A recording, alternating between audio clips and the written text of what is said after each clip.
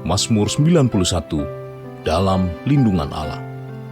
Orang yang duduk dalam lindungan yang maha tinggi dan bermalam dalam naungan yang maha kuasa akan berkata kepada Tuhan, tempat perlindunganku dan kubu pertahananku, Allahku yang kupercayai.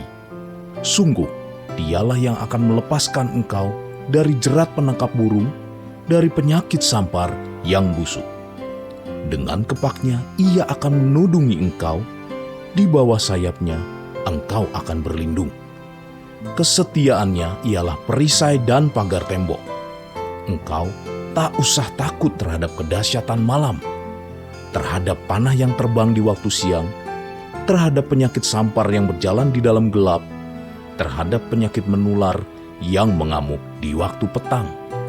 Walau 1.000 orang rebah di sisimu dan 10.000 di sebelah kananmu, tetapi itu tidak akan menimpamu. Engkau hanya menontonnya dengan matamu sendiri dan melihat pembalasan terhadap orang-orang fasik. Sebab Tuhan ialah tempat perlindunganmu, yang maha tinggi telah kau buat tempat perteduhanmu. Malapetaka tidak akan menimpa kamu, dan tulah tidak akan mendekat kepada kemahmu. Sebab malaikat-malaikatnya akan diperintahkannya kepadamu untuk menjaga engkau di segala jalanmu. Mereka akan menatang engkau di atas tangannya, supaya kakimu jangan terantuk kepada batu. Singa dan ular tedung akan kau langkahi. Engkau akan menginjak anak singa dan ular naga. Sungguh hatinya melekat kepadaku, maka aku akan meluputkannya. Aku akan membentenginya, sebab ia mengenal namaku. Bila ia berseru kepadaku, aku akan menjawab. Aku akan menyertai dia dalam kesesakan. Aku akan meluputkannya dan memuliakannya. Dengan panjang umur akan kukenyangkan dia, dan akan kuperlihatkan kepadanya keselamatan daripadaku. Tepuk tangan untuk Tuhan Yesus. Lebih meriah lagi tepuk tangan untuk Tuhan Yesus. Sorakan haleluya.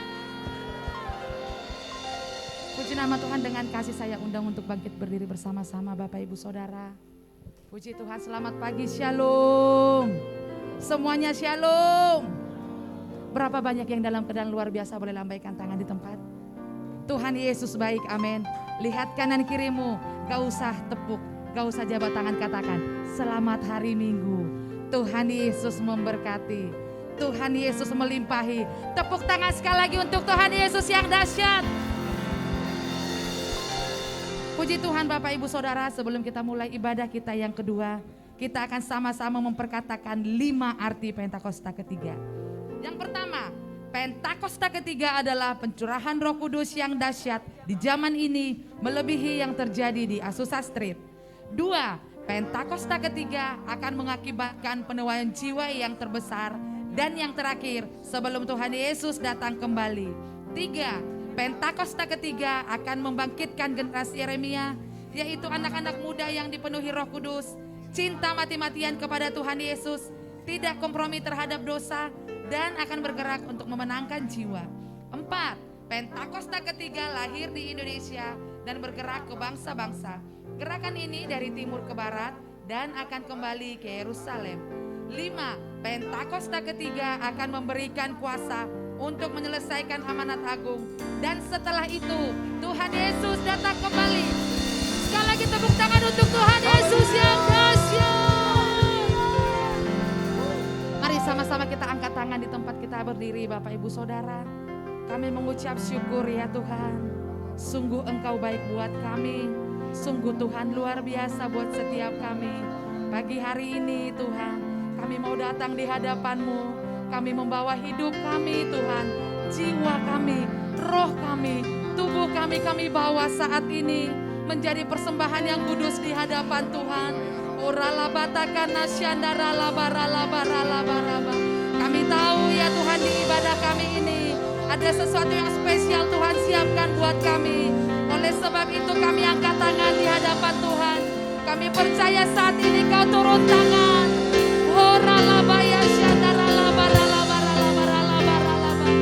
Kaulah kekuatan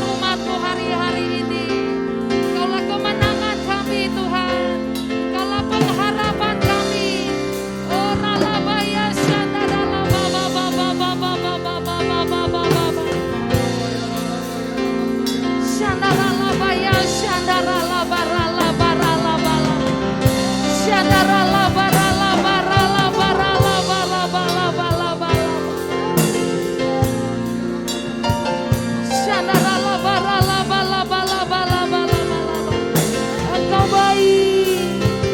Oh ya rala baba baba baba baba baba baba. Oh rala baya shanda rala baya shanda rala baba baba. Oh rala baya so. Haleluya.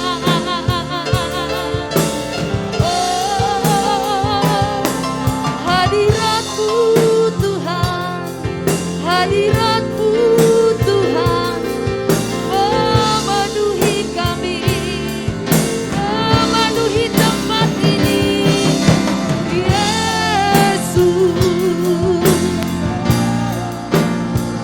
Oh ralaba laba laba laba laba laba. Terima kasih Tuhan, Yesus. Tuhan Yesus, kami bersyukur.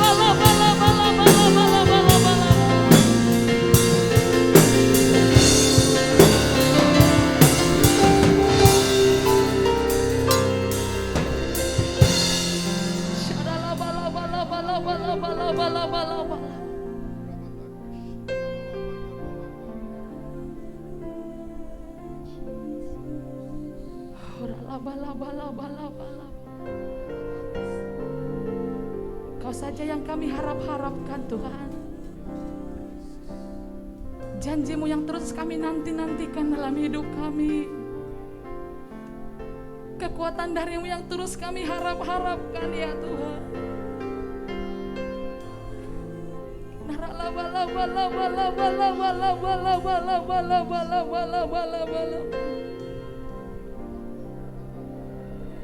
Kami perlu Kau ya Tuhan. Kami perlu kekuatan daripada Tuhan buat setiap kami. Ini setiap kami Tuhan. Kami bersyukur kepada-Mu. Terima kasih Tuhan Yesus. Terima kasih Tuhan Yesus. Silakan duduk Bapak Ibu Saudara, tetap dalam hadirat Tuhan.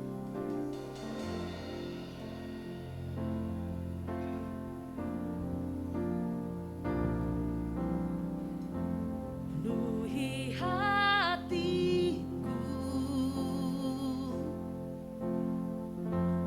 dengan hadir-Mu.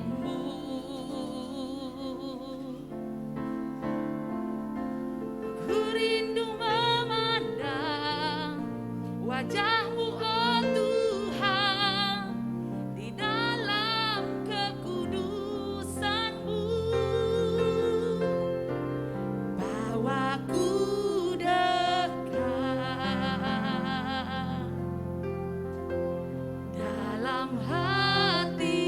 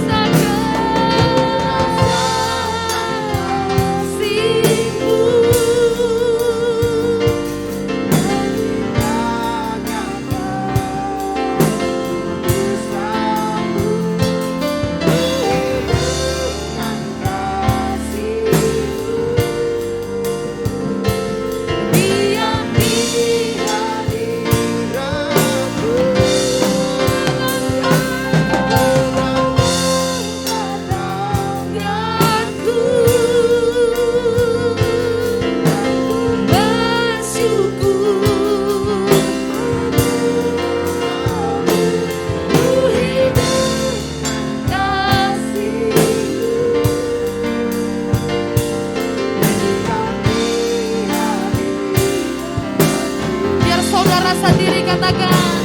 Ku rasakan kami rasakan kasih-Mu.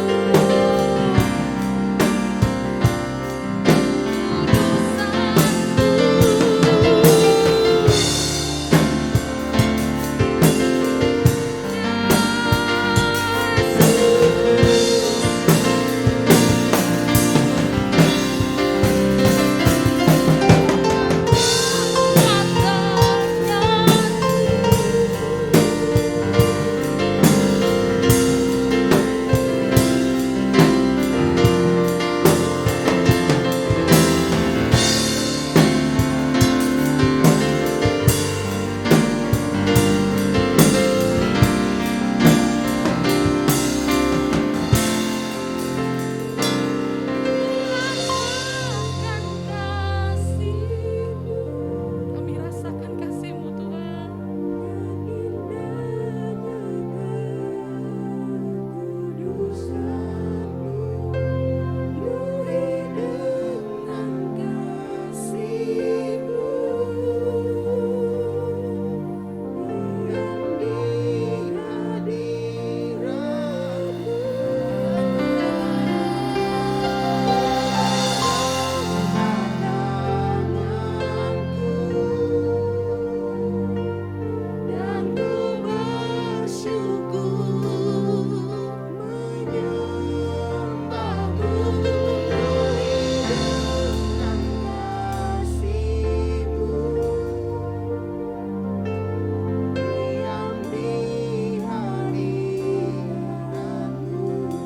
Mari mulai kita sembah Tuhan Yesus. Dia ada di tempat ini, saudara.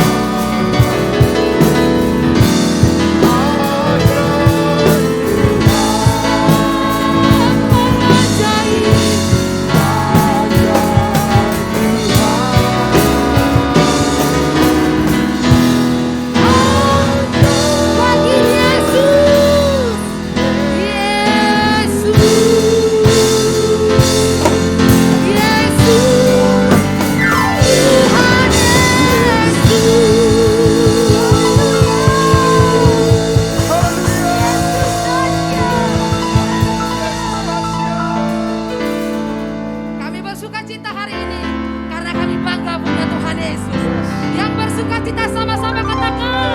Amin. Katakan. Amin. Shalom. Sampai yang paling belakang, shalom. Tuhan Yesus baik, amin. Berapa banyak yang masih merasakan kebaikan Tuhan? Tahun 2023 adalah tahun untuk bangkit. Jadilah pemenang. Katakan amin. Amin. Katakan amin. Amin. Lihat kanan kirimu, katakan jadilah pemenang. Jadilah pemenang. Jadi pemenang. Sebab kita adalah umat pemenang. Katakan amin.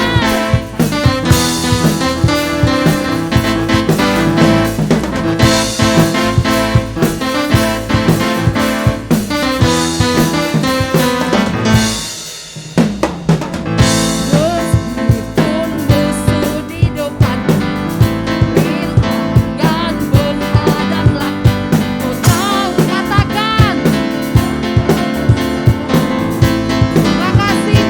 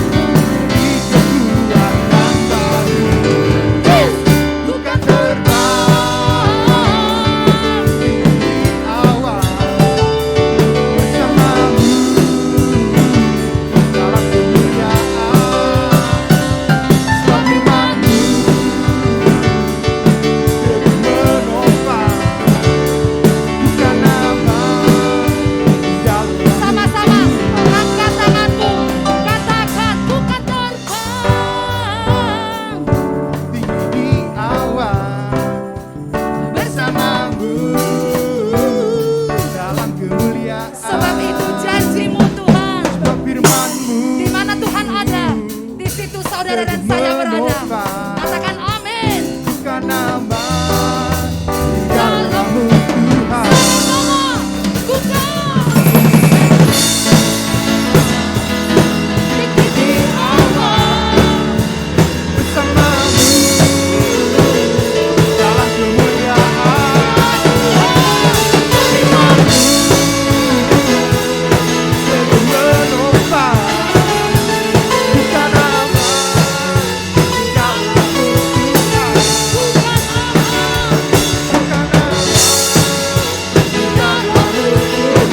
Sebab kami ada.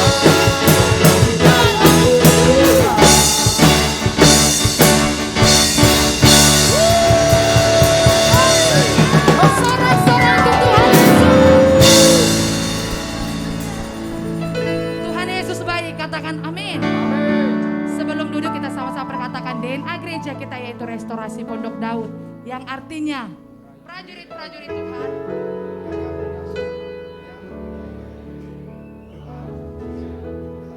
Bersama-sama Dalam unity siang dan malam yang melakukan kehendak Bapa. Pada zaman ini katakan amin. Tepuk tangan untuk Tuhan Yesus. Silakan duduk, Tuhan Yesus memberkati, kita sama-sama menyaksikan POP. Shalom saudara terkasih, saya percaya kita semua semangat menjalani tahun yang baru ini. Dalam edisi Voice of Pentecost kali ini saya ingin menjelaskan mengapa Pentakosta ketiga memiliki dimensi yang jauh lebih besar dari peristiwa Azusa Street. Memang ini akan berbicara sedikit sejarah, tapi jangan alergi dulu saudara, karena ini penting sekali. Karena sudah lebih dari 1 abad, maka saksi mata yang menyaksikan langsung betapa dahsyatnya pencurahan Roh Kudus yang terjadi di Azusa Street sudah meninggal. Dan kita hanya dapat mengetahuinya dalam catatan-catatan peristiwa serta bukti sejarah pada waktu itu. Salah satunya yang ditulis dalam buku 100 peristiwa penting dalam sejarah kekristenan. Tercatat bahwa harian Los Angeles Times hari Rabu tanggal 19 April 1906 memberitakan sebuah pertemuan diadakan di sebuah pondok yang hampir rubuh di Azusa Street. Dan para pengikut doktrin-doktrin yang mengerikan ini mempraktekkan upacara-upacara paling fanatik, mengkhotbahkan teori-teori liar, dan memaksakan mereka sendiri dalam keadaan kegembiraan yang tidak waras dengan semangat mereka sendiri. Nah saudara, publisitas negatif semacam ini malah sesungguhnya membantu mengumpulkan massa. William Seymour tiba di Los Angeles di bulan Februari tahun 1906. Dan dia mulai berkhotbah serta membangun pelayanannya di Azusa Street. Penantian akan pencurahan Roh Kudus terjawab. Dan pada bulan April dalam sebuah ibadah, Roh Kudus tercurah dan orang mulai berkata-kata dengan bahasa yang baru. Sebenarnya pernah ada beberapa orang berbahasa lidah yang muncul dengan tiba-tiba di negara itu dan di Eropa pada tahun-tahun silam. Tetapi Azusa Street merupakan ledakan terbesar. Gerakan yang diawali oleh William Seymour ini kemudian melanda dunia, melampaui etnis, suku, ras, dan dikenal dengan gerakan atau aliran Pentakosta. Inilah yang kita beri istilah sebagai Pentakosta kedua. Setiap hari Minggu kita memperkatakan bersama-sama. Pentakosta ketiga adalah pencurahan Roh Kudus yang dahsyat di zaman now, melebihi yang terjadi di Azusa Street. Pernyataan ini bukanlah sekedar pernyataan iman semata, apalagi klaim sepihak dari gembala sidang atau gembala pembina. Pernyataan ini terkait dengan 2 aspek. Yang pertama, aspek historis. Pada tahun 1909, William Seymour pernah tercatat bernubuat, dalam 100 tahun yang akan datang, akan ada kebangunan rohani lain seperti yang terjadi di Azusa, dan kemuliaan Shekinah akan kembali. Dan kegerakan Allah tersebut akan lebih besar dan lebih luas dari yang terjadi di Azusa. Tidak hanya terjadi di satu tempat atau kepada beberapa orang saja, melainkan akan menjangkau seluruh dunia. Dan kegerakan itu tidak akan berakhir, bahkan sampai kedatangan Tuhan. Amin. Haleluya. Dengan menyampaikan secara gamblang dan terbuka nubuatan yang beliau terima, menjadi bukti bahwa pernyataan Pentakosta ketiga lebih dahsyat dari yang terjadi di Azusa Street. Bukanlah klaim sepihak dari pihak kita, melainkan sudah menjadi janji, rencana, dan kehendak Tuhan. Dalam nubuatan tersebut dinyatakan 3 hal yang membuat Pentakosta ketiga lebih dahsyat dari kegerakan Azusa Street, yaitu dari sisi kuantitas, tidak hanya terjadi di satu tempat atau kepada beberapa orang saja, melainkan di banyak tempat dan kepada banyak orang. sisi jangkauan. Bukan hanya kepada satu kota atau satu negara saja, tetapi ke berbagai negara di berbagai benua di bumi ini. Yang ketiga, sisi rentang waktu. Fokusnya bukan hanya terjadi 1 tahun atau 3 tahun, melainkan tidak berhenti sampai Tuhan Yesus datang kembali. Aspek yang kedua yaitu aspek teologis atau biblikal. Alkitab kita menyebutkan istilah hujan awal atau yoreh terkait musim menanam dan hujan akhir, malkosh, yang terkait dengan musim menuai, sebagaimana yang kita temukan dalam ayat-ayat berikut ini. Berdasarkan prinsip hujan awal dan hujan akhir, dapat kita pahami bahwa hujan awal pencurahan Roh Kudus mengawali kelahiran gereja. Dan hujan akhir pencurahan Roh Kudus mengawali penuaian jiwa terbesar dan terakhir sebelum kedatangan Tuhan Yesus yang kedua kali. Hujan akhir pencurahan Roh Kudus jauh lebih dahsyat daripada hujan awal. Karena penuaian jiwa-jiwa yang terjadi jauh lebih besar. Bradley Truman Knoll dalam bukunya berkata, konsep hujan akhir memberikan struktur kepada kisah kegerakan Pentakosta kita bahwa akan datang pencurahan Roh Kudus yang dahsyat sebelum kedatangan Tuhan Yesus kali yang kedua. Kita sekarang berada di era di mana hujan akhir itu sedang dicurahkan. Tujuan dari hujan akhir ini memiliki 2 sisi, yakni pemberitaan Injil Kerajaan kepada seluruh dunia di mana kita menjadi saksi dan mempersiapkan berkas tuaian untuk siap dituai. Haleluya. Jika kita memperhatikan aspek historis dan aspek teologis di atas, kita memiliki dasar untuk mengatakan bahwa gerakan Pentakosta ketiga terjadi dalam dimensi yang jauh lebih besar dari Azusa Street. Ini merupakan sebuah hak istimewa bagi kita semua yang hidup di generasi ini. Jadi, jangan sampai ketinggalan. Jadilah utusan Pentakosta ketiga, the messenger of the third Pentecost dimanapun saudara berada. Untuk penjelasan lebih lengkapnya dari tim teologi kami, jangan lupa buka link yang ada di atas atau scan QR Code yang tersedia. Tuhan Yesus memberkati. Tepuk tangan. Kami siapkan hati kami Tuhan, untuk kami sama-sama terima kebenaran firman-Mu. Ibadah yang kedua ini lewat gembala kami di tempat ini. Biar Kau sendiri yang berbicara setiap kami Tuhan. Kami terus butuh tuntunan Tuhan dalam hidup kami. Sebab kami gak mampu selangkah saja Tuhan tanpa Engkau. Terima kasih Tuhan Yesus.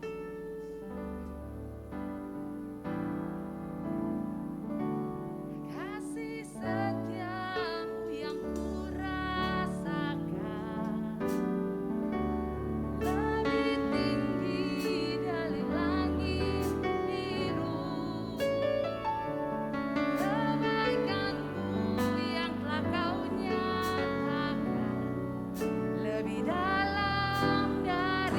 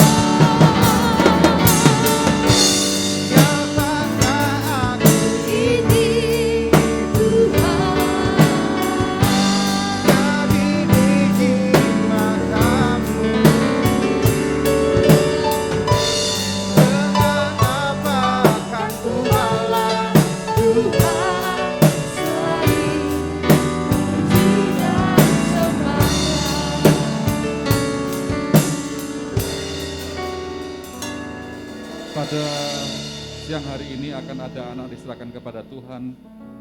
Saya panggilkan anak Sola Gracia Sianipar, Maisia Gresela Sianipar dengan orang tuanya, boleh masuk ke depan.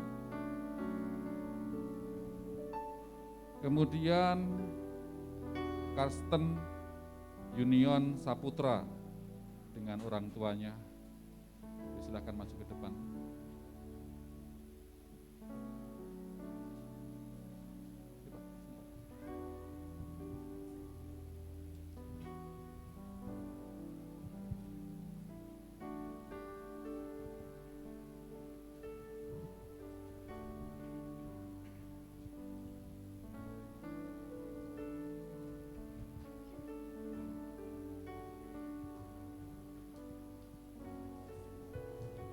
Mari Bapak Ibu, kita arahkan tangan kita untuk keluarga ini. Oralabaya sikaralaba. Sola Gracia Sianipar, karena iman dari kepada orang tuamu kau diserahkan kepada Tuhan. Mesia Gracela Sianipar, karena iman daripada kedua orang tuamu kau diserahkan kepada Tuhan. Karsten Junian Saputra, karena iman daripada kedua orang tuamu engkau diserahkan kepada Tuhan. Berkat-berkat Tuhan menyertai hidupmu, anugerahnya, pertolongannya, pimpinannya dalam hidupmu.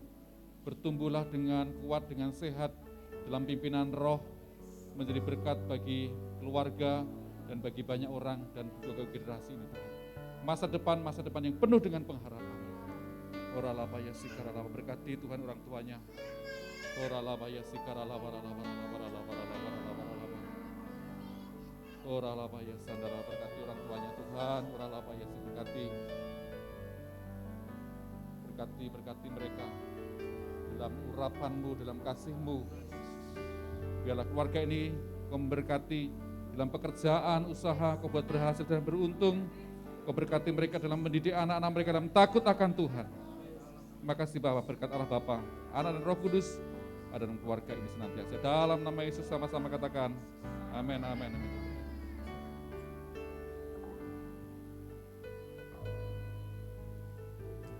Silakan anak-anak boleh masuk ke depan untuk terima pengurapan. Nanti disusul dengan Bapak Ibu Saudara. Mari siapkan hati. Siapakah aku ini, Tuhan? Dari biji matamu, dengan apakah ku balas Tuhan? Selain puji dan siapakah aku ini, Tuhan? Dari biji matamu, dengan apakah ku balas Tuhan? Selain puji dan sembahkan.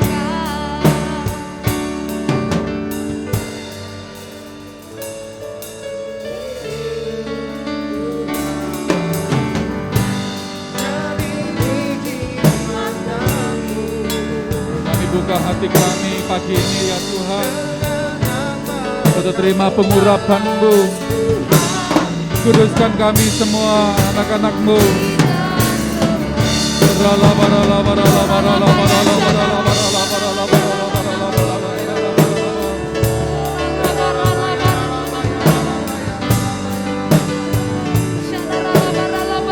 Mari Bapak Ibu Saudara yang duduk di kursi, mari sama-sama arahkan tanganmu. Kita berdoa memberkati, mendukung anak-anak kita. Oralabaya syadaralaba, pengurapan-Mu turun atas anak-anak kami Tuhan. Syadaralaba.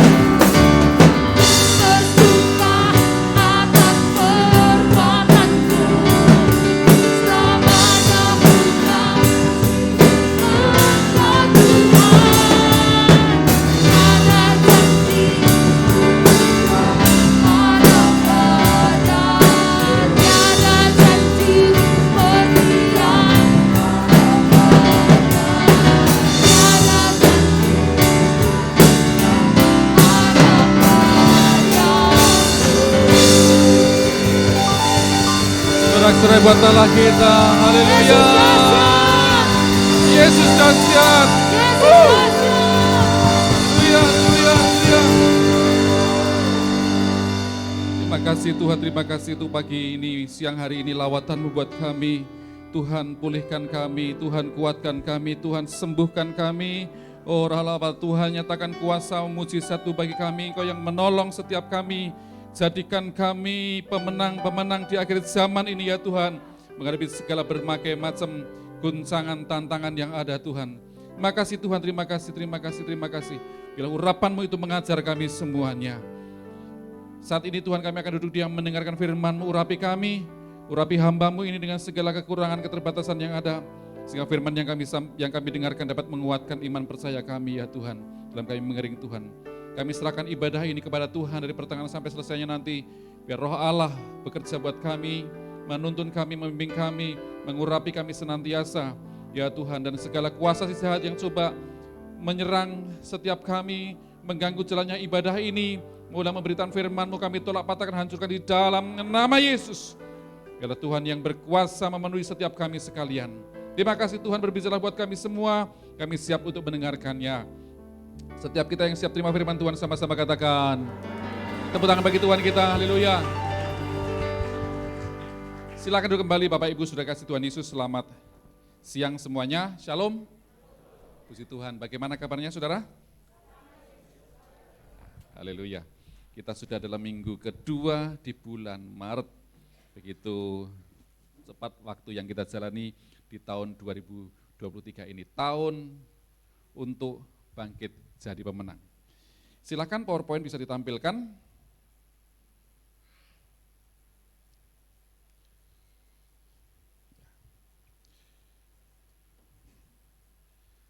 Gembala pembina kita menuntun kita supaya kita ini menjadi murid Tuhan Yesus. Nah, pesan-pesan ini saya sampaikan buat kita semuanya bagaimana supaya kita ini menjadi murid Tuhan Yesus. Ada proses-proses harus kita jalani. Sehingga kita hari demi hari, kehidupan kita menjadi lebih baik, lebih disempurnakan lagi, supaya hidup kita serupa dengan Dia, karena kita adalah murid-murid Tuhan Yesus. Dan seorang murid itu, dia akan tamat pelajarannya kalau dia sama dengan gurunya. Dia yang tamat pelajaran, dia bisa sama dengan gurunya. Nah, pelajaran yang kita alami Bapak Ibu Saudara itu terus-menerus yang kita jalani dalam kehidupan kita sehari-hari, sehingga kita bisa menjadi seperti Tuhan Yesus, itu goalnya seperti itu. Proses yang kita jalani pada waktu yang lalu saya sudah sampaikan pesan tentang bagaimana kita dipanggil seperti itu, diubahkan untuk kita menjadi ciptaan baru.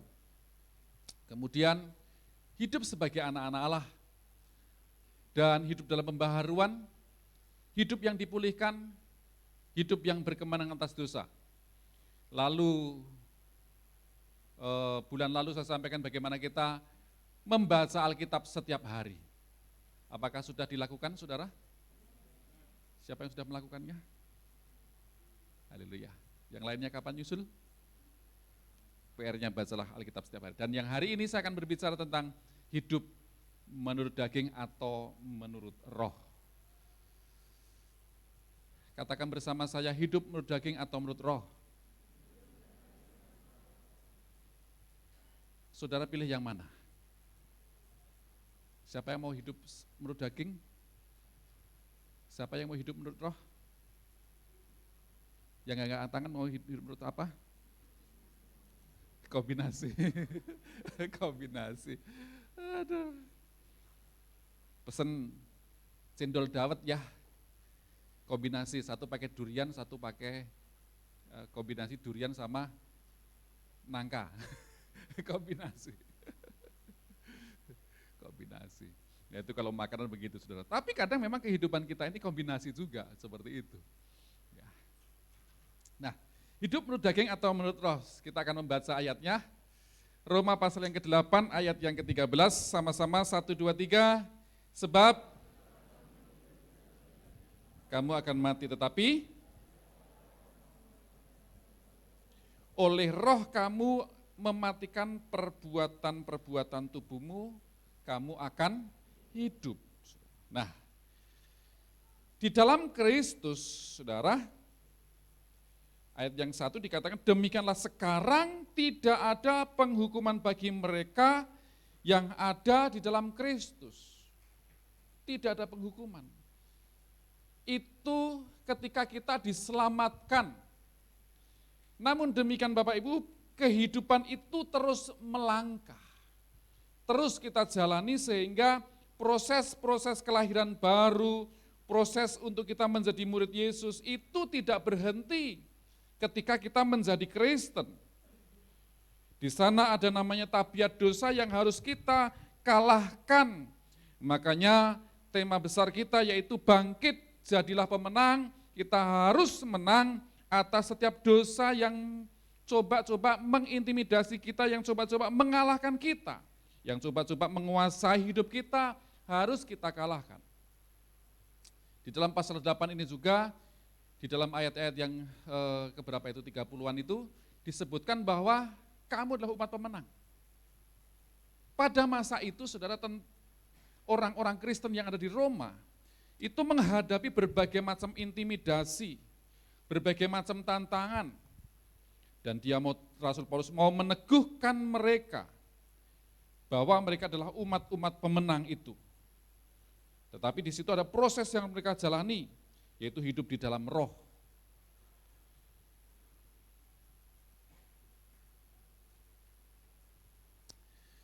Untuk hidup menurut daging atau menurut roh, itu adalah pilihan kita.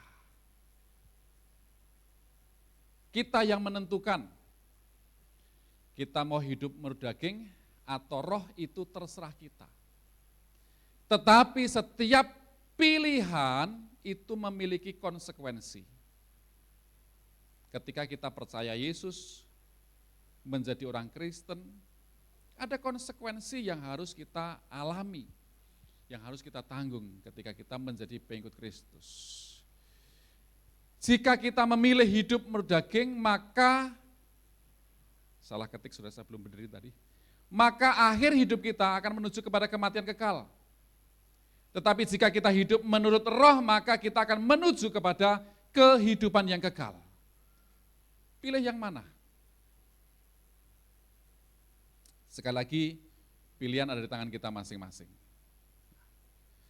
Karena itu mari kita belajar di sini, apa itu hidup menurut daging dan apa itu hidup menurut roh.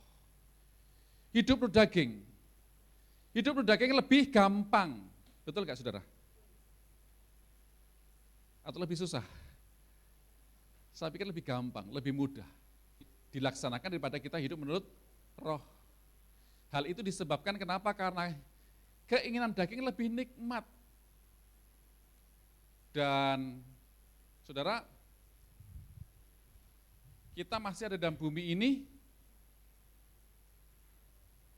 kita tentunya akan menikmati kehidupan itu daripada kita hidup di dalam roh, hidup menurut roh, saudara.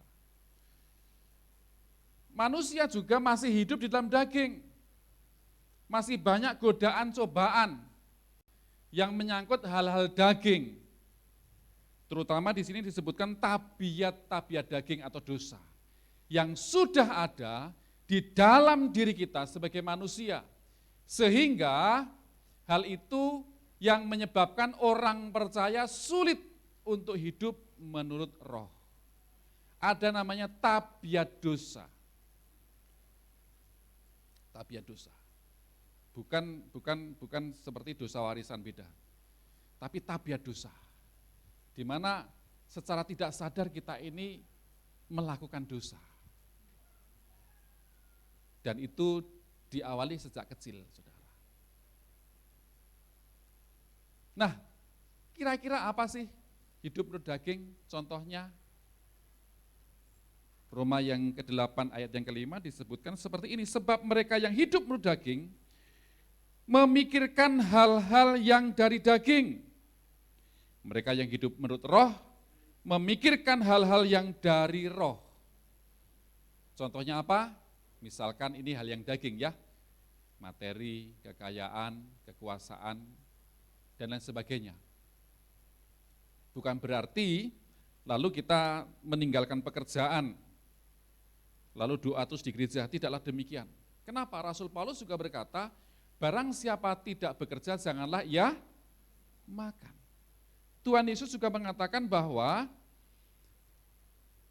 janganlah kamu khawatir akan hidupmu, akan apa yang hendak engkau makan, minum, dan pakai.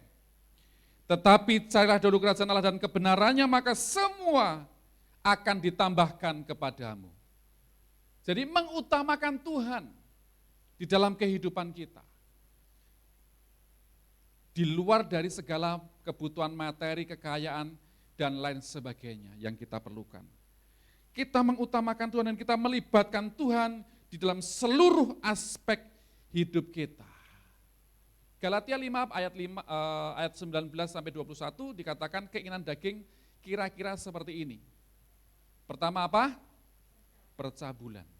Kedua, kecemaran. Lalu hawa nafsu, penyembahan berhala. Lalu roh pemecah. Terus kedengkian. Terus kemabukan, pesta pora, sihir, ada perseteruan, perselisihan, ada iri hati, ada amarah, ada kepentingan diri sendiri, dan percideraan, dan yang lain-lain. Itulah hidup menurut daging. Pertanyaannya, kira-kira kita masih melakukan ini atau tidak? Coba cek masing-masing kita. Kedagingan inilah yang coba untuk mengintimidasi kita, yang coba untuk menggoda kita, yang coba untuk menyerang kita, sehingga kita hidup untuk diri kita sendiri.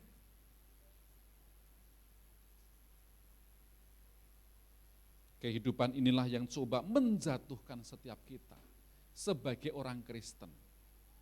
Karena itu untuk melangkah lebih lagi menjadi murid Tuhan Yesus, kita harus mematikan perbuatan-perbuatan daging ini.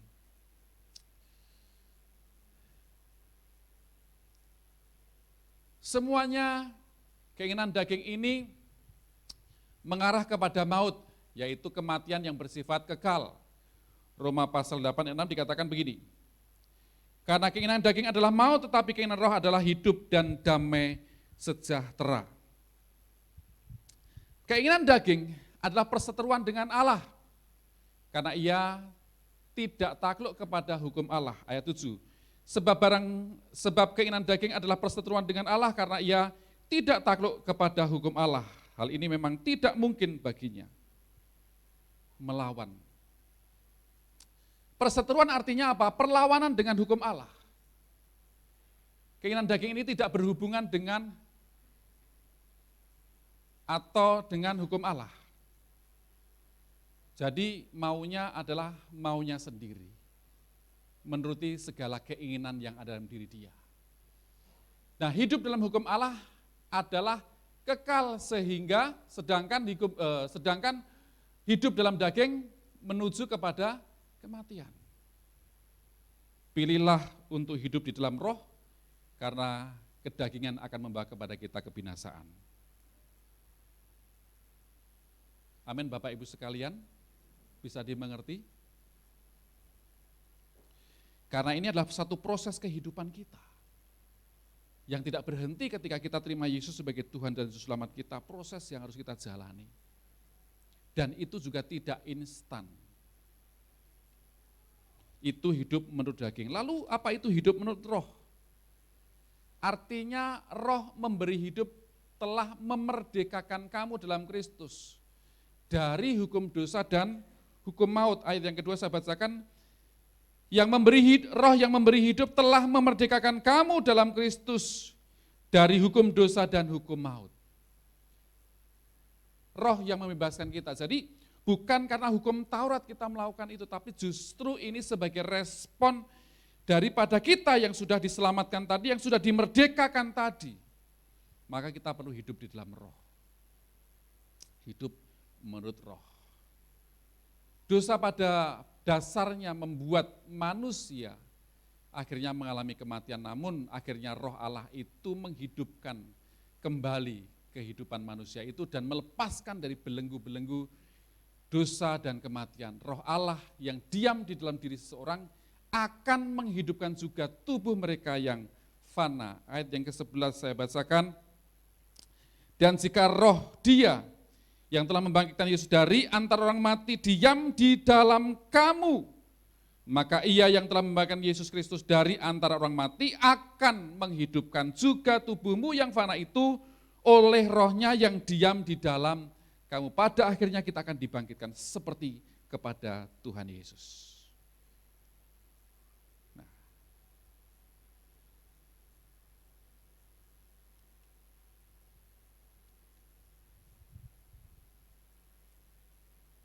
Tolong slide berikutnya. Nggak bisa. Manusia yang sudah di dalam roh Allah pasti memikirkan hal-hal yang rohani, hal-hal dari roh. Nah, jadi orang Kristen tidak otomatis Bapak Ibu sekalian memikirkan hal-hal yang rohani. Karena kita masih hidup dalam daging tadi. Seperti itu. Keinginan-keinginan itulah yang coba menjatuhkan kita. Apa itu hal-hal rohani tersebut?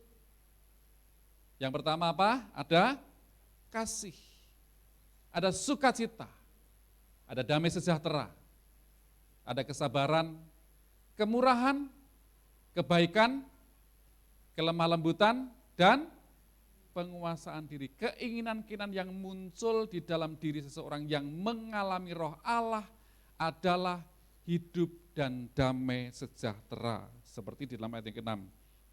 Tetapi roh adalah hidup dan damai sejahtera. Jadi roh Kristus atau roh Allah merupakan salah satu bukti, yaitu mereka adalah milik Kristus. Jika orang tidak memiliki roh Kristus, maka mereka bukan milik Kristus. Sekalipun dia Kristen, sekalipun dia ke gereja, sudah belum tentu milik Kristus. Dan sekali lagi, lah bagaimana dengan yang di luar, apalagi yang di luar saudara. Karena itu maka kita perlu berjuang. Nah, dan dimulai dari diri kita. Pembaharuan hidup harus dialami terus-menerus dari cara berpikir kita, lalu akan mengubahkan pada hati nurani kita yang diperbaharui setiap hari. Yang semakin hari semakin akan baik saudara. Dan memang hati nurani yang kita miliki ini tidak bisa dipupuk dari instan saudara, harus dimulai terus-menerus. Misalkan orang yang suka menolong orang seperti itu saudara, maka ada kecelakaan dia akan menolong, akan membantu. Ada yang jatuh dia akan cepat nolong. Tetapi mereka yang mungkin hidup dalam daging tadi saudara, mungkin ada cenderung juga menolong, iya menolong. Ketika ada kecelakaan menolong dompetnya. Ini mana dompetnya? Mana yang bisa diambil? Ya, saudara. Dan ini hati nurani ini akan berbicara bagi setiap kita. Keinginan-keinginan yang muncul di dalam diri seseorang yang mengalami roh Allah adalah hidup dan damai sejahtera. Roh Allah atau roh Kristus merupakan salah satu bukti tadi. Kita adalah milik Kristus. Nah, kemudian jika seseorang ingin hidup menurut roh, lebih lagi maka mereka harus mematikan perbuatan-perbuatan daging. Pertanyaannya adalah, kira-kira kita bisa tidak itu? Untuk hidup di dalam roh, hidup menurut roh. Siapa yang bisa mengatakan kita bisa? Bagi lambaikan tangan. Yang mengatakan tidak bisa. Yang tidak angkat tangan? Kombinasi tadi. Kombinasi. Kadang bisa, kadang tidak. Diawali gak usah jauh-jauh saudara, dari 5 menit atau 1 menit. Setiap menit. Ada lagu mengatakan, setiap jam ya Tuhan, di Kau ku perlukan, Ku datang juru selamat, berkatilah. Saudara, selama 1 jam ini, saudara bersama dengan saya untuk puji sembah Tuhan. Saudara sedang hidup dalam roh atau hidup dalam daging?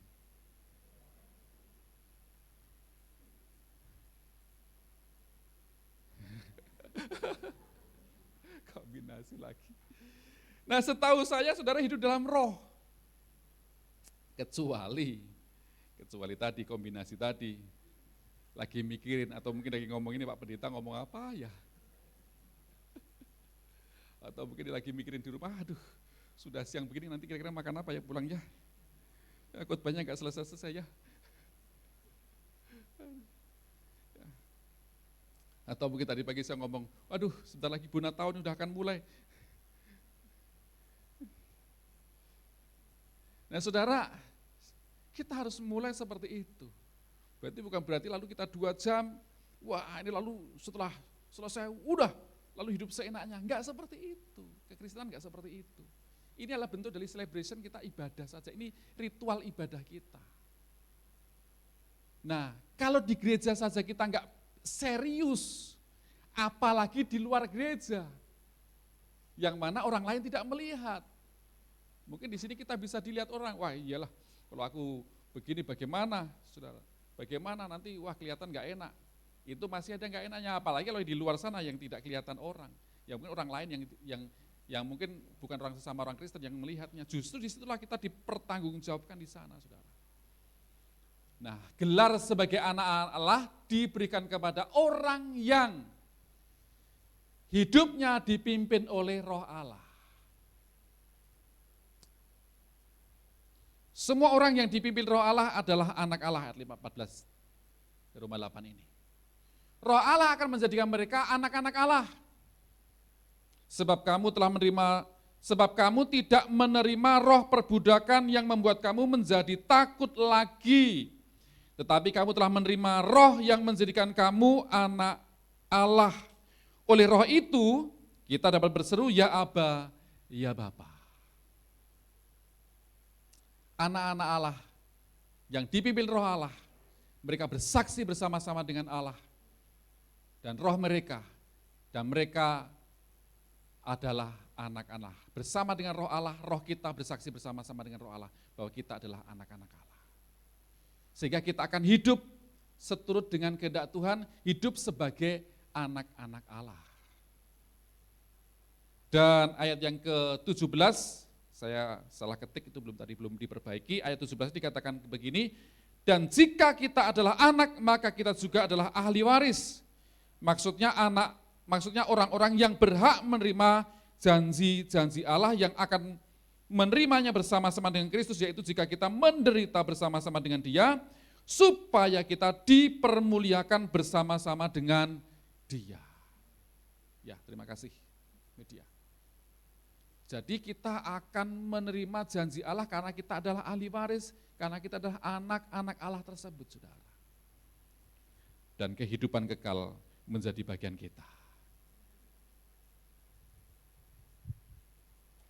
Slide yang terakhir. Di dalam sekali lagi ayat 13, saya bacakan ayat 13 ya. Sebab jika kamu hidup menurut daging, kamu akan mati. Tetapi jika oleh roh kamu mematikan perbuatan-perbuatan tubuhmu, kamu akan hidup. Di situ dikatakan ada kata akan. Berarti ini sebuah proses yang tidak instan, saya sebutkan di depan tadi. Akan berarti ada proses. Keputusan kita untuk hidup menurut daging tidak akan langsung membuat kita mati. Tetapi perlahan-lahan pasti kita akan semakin jauh daripada Tuhan. Dan pada akhirnya kita akan mengalami atau mengakhiri hidup kita dengan banyak air mata. Jangan sampai saudara kita alami ini. Sebaliknya jika kita memutuskan hidup menurut daging, menurut roh, menurut firman Tuhan, tidak serta-merta kehidupan kita akan langsung baik. Tetapi ada proses, semua ada prosesnya. Namun yang terbaik jauh lebih menyenangkan jika kita mengetahui bahwa ujung dari jalan yang kita tempuh adalah sesuatu yang baik. Mungkin di dalam kehidupan kita mulai kelihatan. Tadi sukacita, damai sejahtera, buah roh itu mulai muncul. Mungkin hanya sebesar telapak tangan, kecil. Mungkin kalau kita diteropong atau di terawang begitu, dilihat diteropong, wah sudah mulai kelihatan ya. Ya masih belum begitu kelihatan nih. Nah, masih belum jelas ya. Tapi udah mulai kelihatan. Ada hal yang baik, kehidupan roh sudah mulai kelihatan. Itu terus diteruskan. Makanya kalau bulan dilihat itu kan dari yang nggak kelihatan, oh ada tanggal 1. Mulai kelihatan sedikit tanggal 1, kelihatan sedikit tanggal 2. Kelihatan sedikit, sampai pas hari 15, bulan purnama. Terang. Kehidupan kita bisa seperti itu. Pelan-pelan, tapi pasti. Mungkin jatuh lagi kepleset karena hujan, ya bisa terjadi saudara, kepleset. Tetapi bangkit lagi.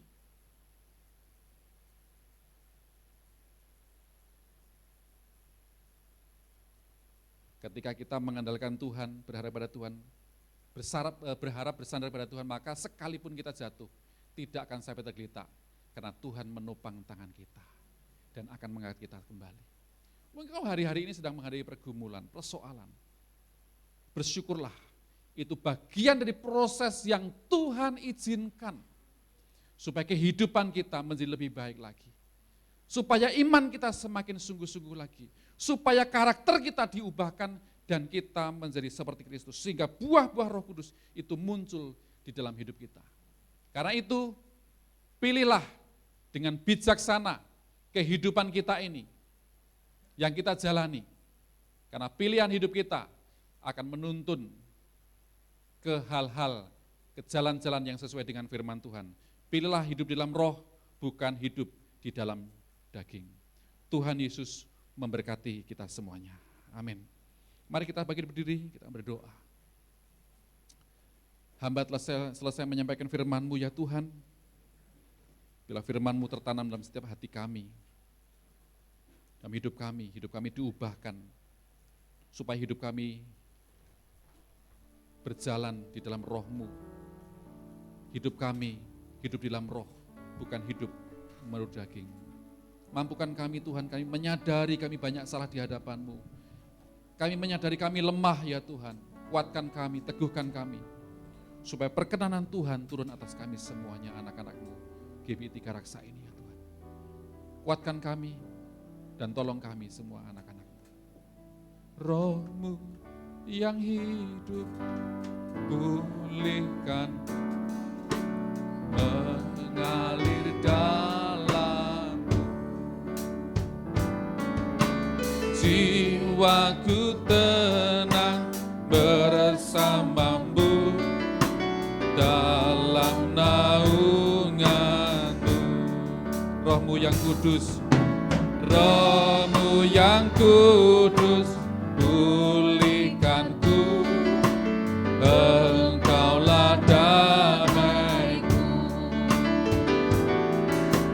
Ku hidup oleh anugerah-Mu yang menyertaiku, yang menyertai. Ku buka hati untuk jamahan-Mu, berserah penuh kehadiran-Mu.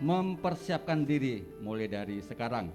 Dan hari ini kami mengajak Bapak Ibu untuk memberikan persembahan umum, persembahan perawatan gereja, dan kalau di antara Bapak Ibu hari ini membawa perpuluhan, nanti bisa maju ke depan, dimasukkan di kotak yang ada di depan.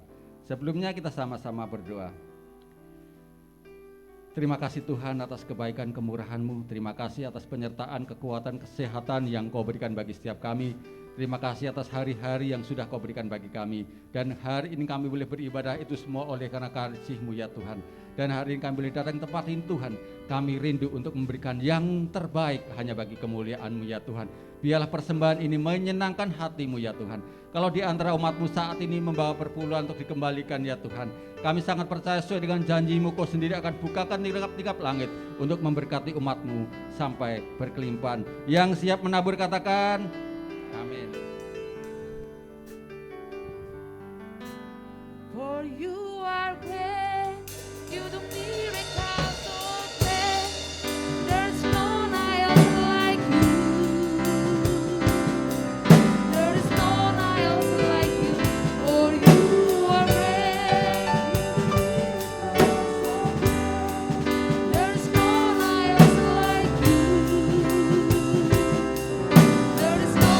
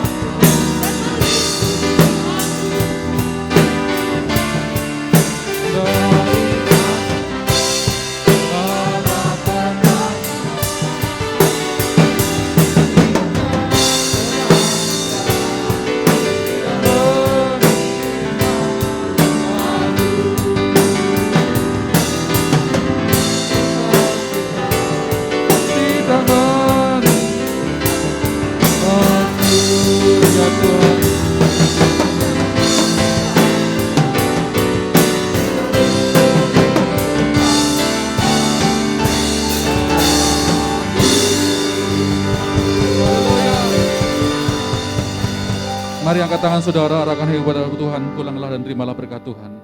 Dan kiranya berkat yang melimpah-limpah adalah apa kita di surga, kasih setia dan kasih yang Tuhan kita Yesus Kristus, urapan dan kuasa Roh Kudus menyertai kita senantiasa hari ini, esok dan sampai Maranatha. Tulis datang yang kedua menjemput kita semua di awan-awan permai penuh dengan kemuliaan dan sampai selama-lamanya. Setiap kita yang bersama diberkati Tuhan, sama-sama katakan amin.